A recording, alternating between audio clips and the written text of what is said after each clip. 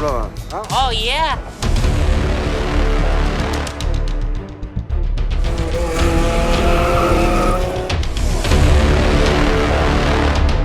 Hang on, Bert. This news just in concerning a 6-year-old runaway who answers to the name Big Bird.